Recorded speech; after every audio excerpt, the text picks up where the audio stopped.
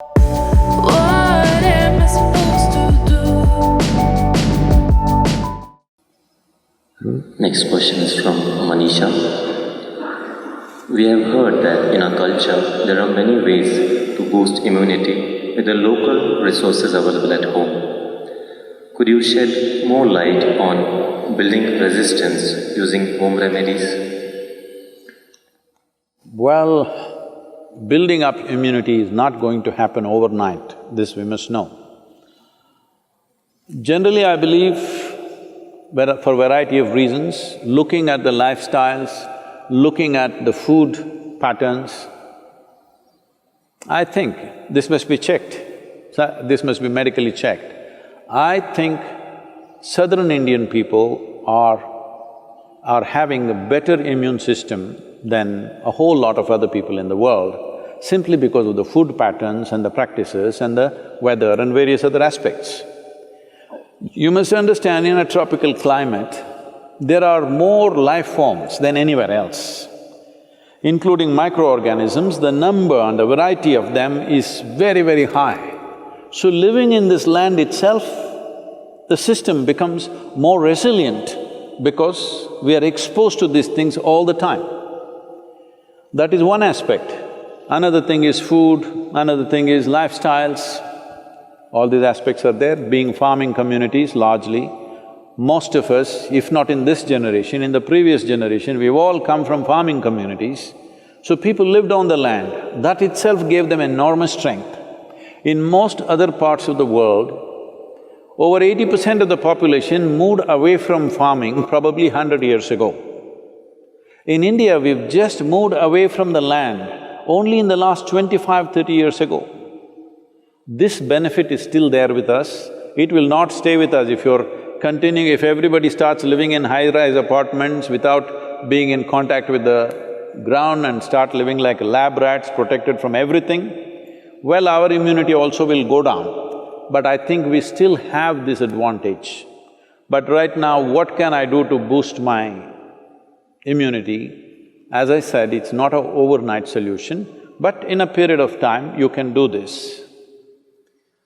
Well, let me talk about very common things available.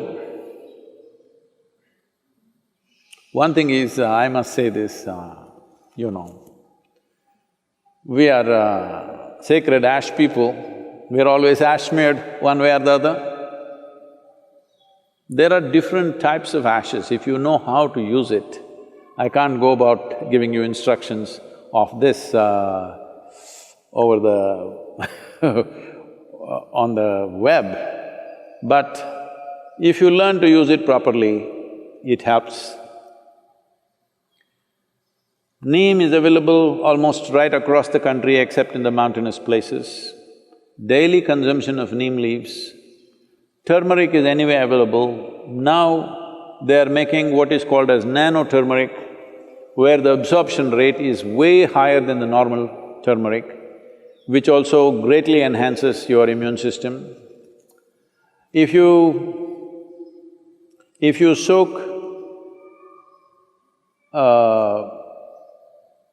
the gooseberry or the amla or the nallikai in honey overnight, along with some broken pepper, black pepper or green pepper. Green pepper I'm saying for those of you who are in other countries, green pepper does not mean chili. We mean to say raw pepper. The peppercorn, when it's raw, which you might not have seen in most parts of the world, here it's common for us, it's available. So, soak it in honey and every day about 3 spoons, 3 times a day. It works best, all these things work best when you're on an empty stomach, that's the first thing that you take. If you do these things, you can see a significant increase in your immune system. I would say in 4 to 8 weeks, one can see significant betterment of one's immune system. There are yogic practices which are hard to teach, but right now, just doing a chant and doing Isha Kriya, this will also enhance your immune system. Let this be very clear, that this is not treatment for coronavirus, nor is it a prevention. I did my chant, so I go and do irresponsible things, it's not going to work like that. These are things you do over a period of time and strengthen your system, that the next virus that comes, you may be in a little better place to handle. That is if you're there. Yes, don't take this lightly. Do not take this lightly. Right now, it is a challenge for every one of us to stay alive through this period. That's what it means. Do not think it's some remote thing that happens to somebody else in China or Italy. Right now, if you stay alive through these 6 to 8 months, that means we have handled this responsibly. If every one of us stay alive, that means we are good.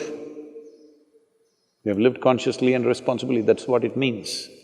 This is what, unfortunately, the governments have to enforce by force, because a whole lot of people don't seem to realize that this is necessary. And they think this is some fiction. This is not fiction. This is an imminent danger that we need to handle properly.